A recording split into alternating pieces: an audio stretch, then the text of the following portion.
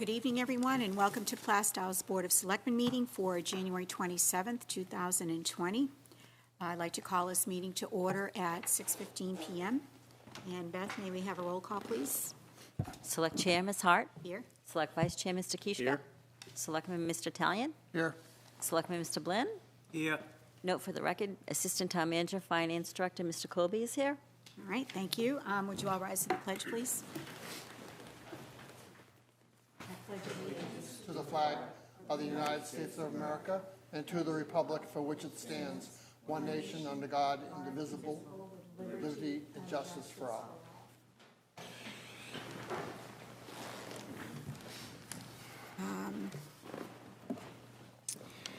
Our first item on the agenda is a request to purchase cable equipment.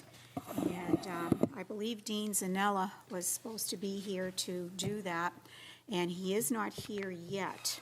So while we're waiting for him to come in, we have some other board business that I'd like to discuss with all of you. I'm not sure if you all received in your packages or if you picked them up. There was a letter that was sent to all of us regarding the Rockingham County Court decision not to renew our lease. And so they will be vacating our courthouse, I believe, at the end of May. So that kind of puts us in a rather sticky wicket on a bunch of things. Number one, we're going to have a loss of revenue. We also don't know where they're going to relocate the courthouse. So that's also going to cause some extra expenses for the police department, because instead of walking across the street to go to court, they are going to have to get into a vehicle and drive somewhere. So everything is pretty much up in the air on that. So given that set of circumstances, I'd like to talk to the board and get a consensus about possibly making a motion on behalf of the board at deliberative session to increase the bottom line budget. And I don't have a bottom line total for you at this point in time, but I just wanted to throw that out for a quick discussion. What are your thoughts on that? What do you think? I'd ask Mr. Colby, what is our revenue per year on the courthouse minus expenses to heat it, whatever it is? The expenses are minimal. The rent is approximately $45,000. So if they're vacating in May, we will have collected 5 months. So it'll be 7 months that will be short. But I mean, the real, expense is going to be the overtime and the travel for the police officers now when they need to go to court and the like. So, and that certainly was not accounted for when this budget was built. No, and I actually just got off the phone with Chief Mullen to try to get a little bit of a handle on what we may expect, and he really didn't have a good answer because we really got kind of blindsided by all of this. So I'm going to see if I can try to get number of cases from 2018 and 2019 that they actually had to participate in, and see if we can do some kind of a ballpark number of an approximate cost, because I think he said the officers get a 3-hour minimum as well. So there's a bunch of things going on with that. So does anybody want to make another comment before I move on, because Dean's here now? So Wait a minute. In reading it, it sounds like they are open to maybe some modifications to keep it there? Unfortunately, the modifications that they're requesting are not economically or geographically feasible. They want way more parking spaces than we physically have geography for. Okay. And I think to maintain the structure with ADA compliancy would cost hundreds of thousands of dollars and wouldn't be really cost effective to do that. So they are looking at another site. And if you just jump in and interrupt me if you feel you need to, because I haven't seen the letter, but right. I know that they had discussed this a year ago. So. Yeah. So go ahead, Greg. I was going to say we need both numbers. So we have an idea of what the revenue loss would be.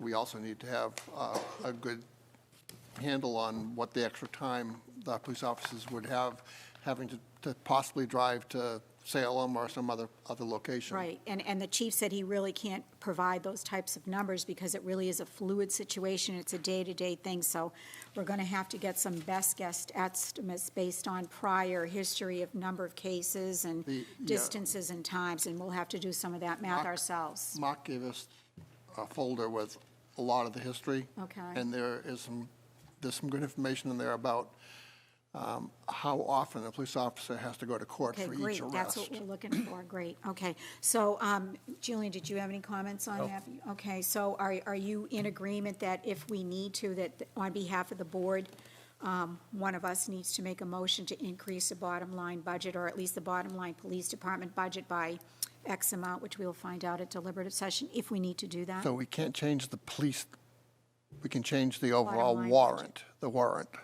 We could change the warrant Yeah, for the more total. PO2, Right, PO2, but there might be several other people that want to change it as well. Correct, So we'll have and- to get in line. right. And so as long as we can express why we're doing it and where the money is needed, but basically it Okay. would be a motion to the main warrant, that's from what I understand. Okay.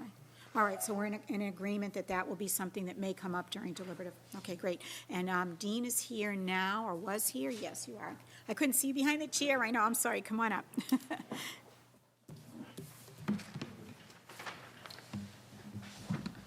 All right, I submitted last week, it's just a equipment purchase request for a couple items for the, well, actually for the head end downstairs, but also for the public library.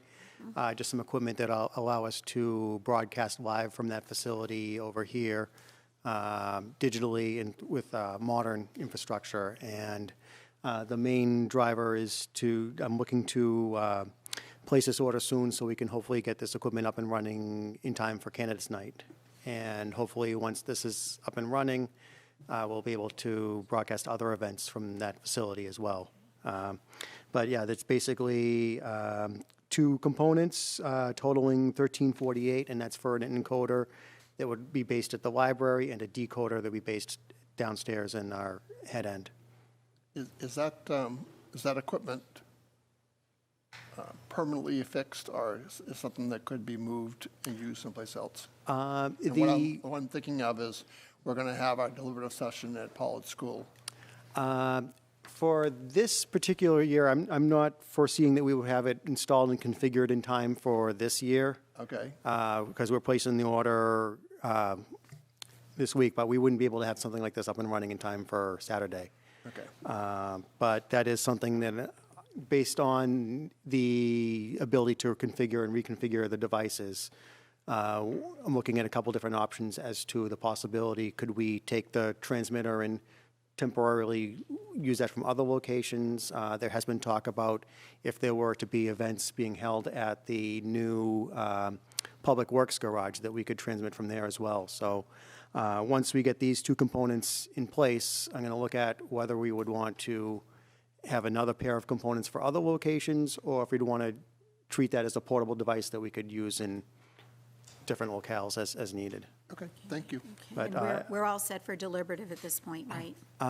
For much. deliberative, we will be recording, but we will not be able to broadcast live on cable at this time because we do not have any cable infrastructure between Pollard School and here. However, we will be live streaming it, and it'll be on Plaistow.com/livestream, the same URL that we post, like the meetings that you're watching right now. It'll be available on live stream, and we will be rebroadcasting the recording on cable shortly after. Oh, Could you great, that's good. make the instructions, whatever is necessary, the link, or whatever, and ask Beth to put it on the main page of the website? So Yes. that the taxpayers can actually see this, so they'll have a place where we can point them to. Yeah, To and- be able to get it. Yeah, and we'll also put up a static full screen on the channels, so if anyone does tune in looking for the meeting, it'll just explain that, like, we're not able to broadcast live, Excellent. but it'll be on live stream. Super, thank you, Dean. And did you have a My thought. comment? That was my thought. Okay, all right, so great minds think alike. All right, one more quick comment? Not exactly on this equipment, but it was something I had a discussion with you at the highway garage. And the possibility of having live streaming for all our committee meetings by just not having to have a person come in the video, but just to have a camera turn on and the audio, and not have to have someone, going back and forth, panning back and forth. There- Very basic. And that would be a further discussion, like, as far as, like, which meetings would we cover? I mean, that's really not our or my decision to make. And But that could be set up for another meeting, because we really have a very tight agenda, so I can definitely put that on, February 3rd's agenda. Can I finish? finish My quickly. question because was we have not 5 more what minutes. meetings we're going to do and all that. I just wanted the technical capability of doing so. But that's is not my part of question. this discussion. There'll be Julian. additional components that we would need to purchase if we wanted to do meetings at that location or downstairs, but, I mean, if we were to look at other meetings, the first step would be, could they be held in this building or at the library? Versus setting up shop at other locations. All right. And again, we can discuss this at another Yep, meeting. So can I absolutely. have a motion on the floor for the current request for So I'll funds? make a motion to withdraw up to $2,000 from the Cable Department franchise fee fund to allow the purchase and installation of video transmitters and receivers for the Plaistow Public Library and the Town Hall. Okay, may I have a second on that? Second it. All right. Is there any further discussion? Okay, all those in favor say aye. Aye. Opposed, abstain? All right, motion carries 400. Thank you. I would make a request to put that on our February- our February items 3rd, list. or So, action if- items? Action items in Sure. the future to discuss Sure. that possibility. Sure, yeah. You want it on an action item, or you want it on an agenda? Action item for now. All right, okay. Okay, 2 more other items of business before we start our potable water meeting. I'm going to ask you guys, our next meeting was tentatively scheduled for February 10th and the 24th, and we still have not signed off on the RFP for the values anew, and the clock's a ticking, and we need to get that signed off as soon as possible because they need to start working on it. The bid needs to be awarded so that we can start working in March. So I'm going to ask you gentlemen if you would be so kind as to switch our meeting so that we have our meeting on February 3rd to vote for that. We'll skip the 10th and the 17th. And then when we have our meeting on the 24th, that will be the dedication for the town report, and then we can go into another board meeting after that. So are you guys okay with that? Hey, you're going to give us 2 weeks off? That's great. Yes, I am. You guys deserve it. You've been working extra weeks for a long time. So if you guys are all set with that, I will schedule that with Beth for next Monday. Thank you. And then the last thing you all need to know, and this is more for John and Greg, Friday at noontime today, Martha is going to calibrate the voting machines. And I would very strongly recommend that both of you, or at least one of you, come down here to Town Hall at noontime on Friday to participate in that, so you can see what the process is. They run through a bunch of test ballots to make sure that the voting machines are accurately recording things, and it's interesting, but you should know probably how it works, so. Can we both come down? Yes, absolutely, and I'll be here too, and if there's too many people in the room, I'll zip out of there, but you should definitely know how to do that, so I'm just letting you guys know on that. So is the ballot all done? No, she's doing Oh. test ballots, so Oh, she just okay. wants to make sure that the Okay. machine records all the little Got it, marks and got that it, type of thing. got it, so- okay.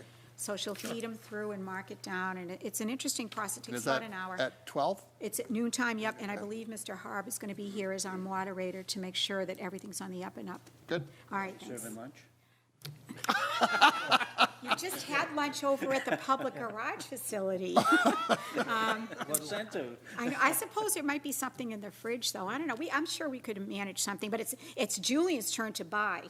I remember that part. Go ahead, Well, I Julian. want to remind you that when the real ballots come in. Right. They have to go through the whole test with test marks and all that to make sure that the real ballots work properly. Correct. They have to be very specific, so, and then it has to be signed off, verified by the representatives and things. Right, okay. So that's all the business that I had for our quick meeting. So if you gentlemen are all set, I'm going to close our public meeting at 6:29. And then I would like to bring up our Underwood engineers, Gene Forbes and Keith Pratt, to start our water meeting. And we'll start that water meeting at 6:29. Thank you, gentlemen. Need to switch your name, please. You guys sat Oh, wrong. I'm sorry, switch. I don't think we would have been confused. Gene, I